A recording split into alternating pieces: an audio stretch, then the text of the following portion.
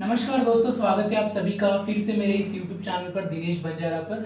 दोस्तों मैं आप सभी को बताना चाहता हूं कि हमने अभी तक इस चैनल पर बहुत सारे लोगों का इंटरव्यू लिया और बहुत सारे लोगों के बारे में हमने जाना, बहुत सारी मोटिवेशन बातें सुनी। लेकिन आज आपके सामने मैं एक ऐसी शख्सियत को बुलाने वाला हूं, एक ऐसे इंसान को बुलाने वाला हूं जो अपनी शायरियों से लोगों का मनोरंजन करता है। और इतनी छोटी उम्र में इन्होंने शायरी का एक ऐसा रायता फैलाया है अपने यूनिवर्सिटी पर कि क्या ही बोले।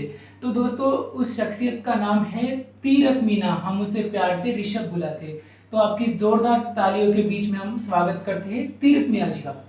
जी आपका बहुत बहुत शुक्रिया, आपने मुझे इनवाइट किया यहाँ पे। ओके, थैंक यू आपका भी आने के लिए। तशरीफ रखिए। ओके, धन्यवाद। क्या लेंगे तीरथ आप? बस थैंक यू। तो कैसे आने में कोई दिक्कत हुई आपको? नहीं, कोई समस्या नहीं हुई, अच्छे से आ गए हम। अच्छा, धन्यवाद आपका, आपने बुलाया। हमें भी बहुत अच्छा लगा आपको यहाँ पर बुलाने के लिए। चलो इसी बात पर कोई एक शायरी हो जाए, लोग बैठे इतने सारे, कुछ तो बोल दो। अरे क्यों नहीं जरूर। हाँ, इंतजार कर रहे हैं ना, टालिया हाँ। बोल दीजिए।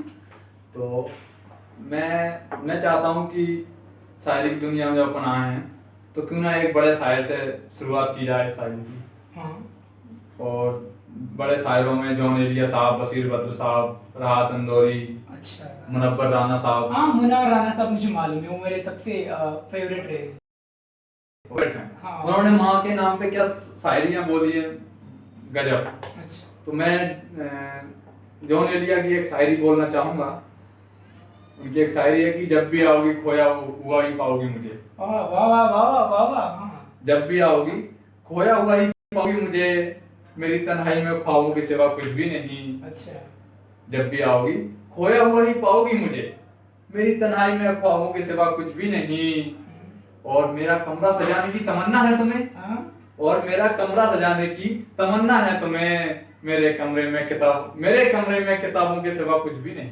वाह वाह वाह वाह वाह, टालिया। शुक्रिया शुक्रिया, बहुत बहुत धन्यवाद आपका। हाँ, बहुत बड़ी शायरी है, बहुत अच्छी से कर लेते हो आप। धन्यवाद। तो मैं आपको ये पूछना चाहता हूँ तीरथ जी कि आपको ये शायरी की कला कहाँ से मिली? मतलब आपको शायरी करना कैसे अच्छा लगा और ये आपने कहाँ से सीखा? मतलब किसी से आप प्रेरित हुए या खुद ही ऐसा, मतलब आपकी जर्नी कैसी रही? शुरुआती का काम दौर का आपका सफर कैसा रहा इस जी जी, ये मेरे पूरे सफर का अगर मैं बताना चाहूँ तो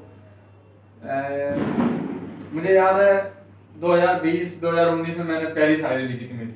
उससे पहले मेरा शायरी से उतना लगाव नहीं था, मैं सुनना पसंद करता था लेकिन लिखता नहीं था। तो मैंने मेरी पहली शायरी 2020 के आसपास लिखी, जब एक मौसम के ऊपर लिखी थी मैंने, ये प्रकृति के ऊपर।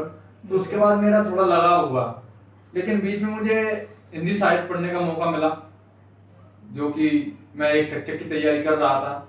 उस तैयारी के दौरान मुझे हिंदी पढ़ने का मौका मिला और उस हिंदी से मैं इतना प्रभावित हुआ। हिंदी में मैंने नई नई रचनाओं को पढ़ा, नए नए कवियों को पढ़ा, लेखकों को पढ़ा। आधुनिक काल में भरे हुए हैं लेखक हमारे। तो फिर मुझे भी एक बोलने का हुआ कि मुझे भी कविताएं करनी चाहिए। तो मैं अभी 1-1.5-2 साल से लगातार शायरी और कविताएं लिख रहा हूँ। अभी मैंने एक गजल लिखी है और अभी मेरा एक यात्रा वृत्तांत आने वाला है कुछ समय में।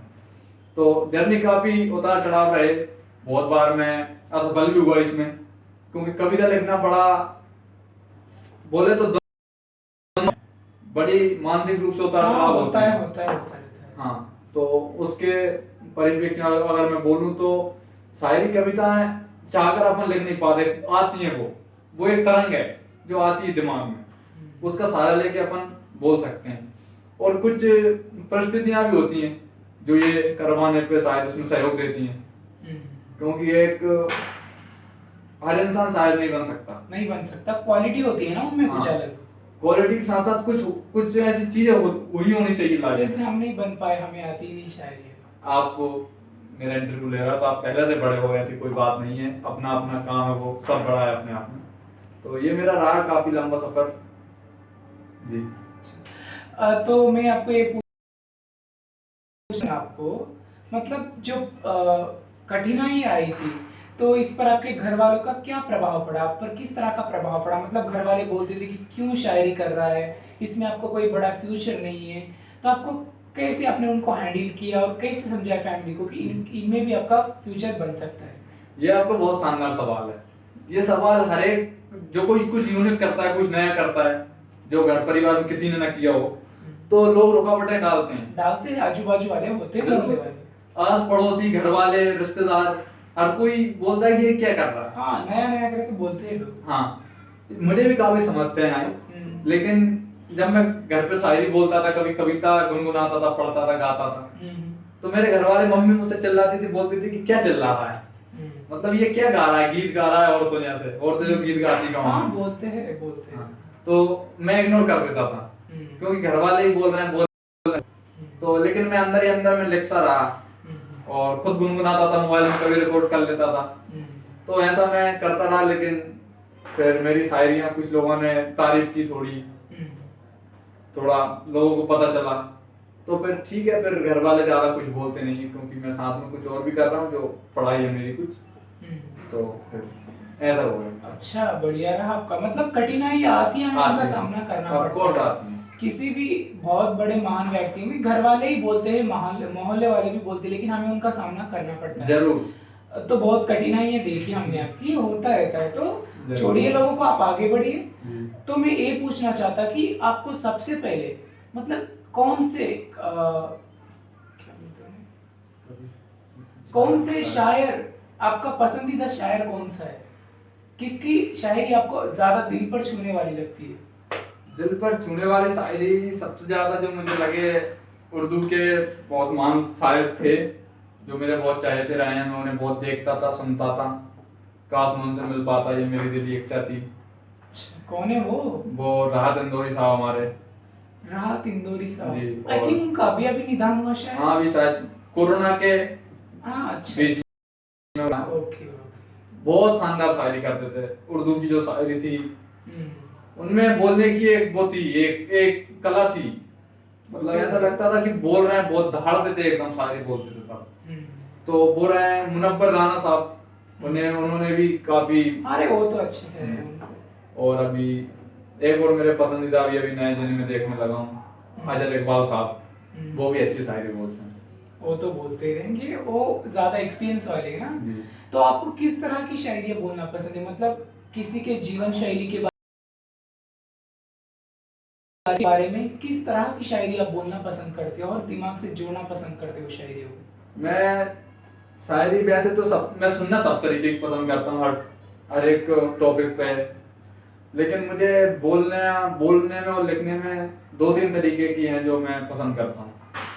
एक अपनी उम्र के जो अपनी समकक्ष लड़के हैं, हाँ। लड़कियां हैं, उनके लिए वर्तमान में जो चल रहा है हर एक व्यवस्थाओं में, खासकर नवयुवकों में जो अभी जो चल रहा है प्रेजेंट हाँ। समय में, उनके बारे में, उसके बारे में जागरूक करते हैं। प्रेम पे आधारित भी मैं बोलता हूँ। जो लोग पढ़ाई के क्षेत्र में हैं या कुछ काम को ढूंढ रहे हैं, या फिर जो बेरोजगार की एक बड़ी भीड़ है, उसके लिए मैं कुछ ऐसा लिखता हूँ।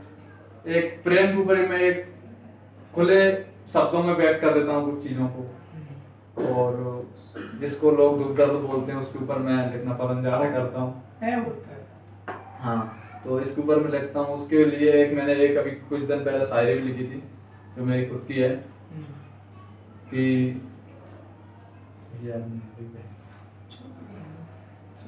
तो ठीक है, ये आपका मुझे एक्सपीरियंस बहुत अच्छे लगा तीरथ। लेकिन जो होता है ना, शुरुआती दौर में आपको बहुत सारी कठिनाई आई, घर वाले ने भी मना किया, लेकिन आपने हिम्मत नहीं हारी, आपने हिम्मत दिखाई और आपने आगे बढ़ा। तो ये होता है कि कुछ लोगों को ये डाउट आता है कि इस फील्ड में मैं जा रहा हूँ, इससे मुझे कोई फायदा हो गया नहीं। तो आपने अभी तक कहीं कंपटीशन वगैरह जीते होंगे, तो आपको अभी तक कितना कैश प्राइज मिला हुआ? कैश प्राइज तो मैं अगर कहूँ तो बहुत ज्यादा नहीं किया, क्योंकि मैं कैश प्राइज से ज्यादा नहीं बोल कि हमने पिछली बार भी न्यूज़ में सुना था कि 2 लाख में गिरफ्तार हुए थे तीरथ मीना। इससे हमने खबरें सुनी थी आपके बारे में, तो बच्चों ने भी कहा था कि इंटरेस्टिंग कैरेक्टर, इसीलिए आपको हमने बुलाया आपको। गिरफ्तार हुए गिरफ्तार जो क्या घोटाला क्यों करूंगा? 2 लाख में, मतलब 2 लाख फर्स्ट नाम आपको मिला था सारी दुनिया में जहाँ प्रोग्राम करने गए। तो हमने सुना था कि किसी प्रोग्राम में आपको 2 लाख का इनाम मिला था, किसी ने आपको दिया था, तो उन्हीं के बारे में जानना था कि अभी तक कितने इनाम पा चुके हो आप? अभी तक मुझे ज्यादा नहीं अभी, क्योंकि मैं प्रोग्राम कम अटेंड कर पाता हूँ, क्योंकि मैं अभी समय नहीं है, अध्ययन में व्यस्त हूँ थोड़ा। इसीलिए तो आपने कहा था कि हम नहीं आएंगे, तो हमने बहुत किया जी, वो आपने मुझे 3 बार कॉल किया, धन्यवाद आने के लिए। शुक्रिया। हाँ। तो मैंने 2-3 जगह, मतलब 2-3 जगह क्यों, 5-7 जगह मैंने अभी प्रोग्राम अटेंड किए हैं, कुछ बड़े लेवल के, कुछ छोटे लेवल के, क्योंकि मैं व्यस्तताओं की वजह से नहीं जा सकता, क्योंकि मेरी पढ़ाई चल रही है अभी। फेमस हो गए आप, ऐसे तो होना ही पड़ेगा अभी। वो थोड़ा बस ये है कि लोगों की वो है, लोग मतलब उनकी पसंद है तो क्या ही है, बढ़िया है, मुझे अच्छा लगता है। कितनी फैन फॉलोइंग हुई है आपकी अभी तक? ठीक है वो हमने देखा था जब की बार तो 20 मिलियन थे इंस्टाग्राम पर, अभी कितने हो चुके हैं? एक एक दिन में भी 1 लाख बढ़ रहे हैं आपके अभी तक। मुझे सच बताऊं देखने का मौका भी नहीं मिलता, मैं इतना व्यस्त हूं। प्यार है लोगों का आपकी तरफ, क्योंकि आप इस जनरेशन को मोटिव कर रहे हो, तो होगा ही ना। जी जी। क्योंकि आपने कठिनाइयों का सामना भी बहुत किया है। तो अगर आप में से किसी का इनसे कुछ सवाल है तीरथ जी से, तो आप पूछ सकते हैं कोई भी। तो आप बंद कर दे, अगर कोई रहा तो प्रदीप वगैरह पूछेंगे सवाल। चलो ओके, धन्यवाद, ठीक है। हाँ, सवाल बहुत अच्छा लगा तीरथ जी आपसे मिलके। अगली बार फिर मुलाकात होगी ऐसे ही समय पर। तो जी बिल्कुल, आपका बहुत बहुत शुक्रिया, बहुत बहुत धन्यवाद। ठीक। इनके चैनल को लाइक करो, सब्सक्राइब करो। Bye bye guys. तो दोस्तों कैसा लगा आपको हमारा वीडियो? देखो हमने तीरथ जी, इससे पहले राहत इंदौरी साहब, बहुत सारे महान महान शायरों को हमने यहाँ पर बुलाया। तो अगली बार आपका भी नंबर हो सकता है, इसलिए मेहनत करिए, किसी ना किसी फील्ड में आगे जाइए, अगला नंबर आपका भी हो सकता है। तो thank you, like and subscribe करो।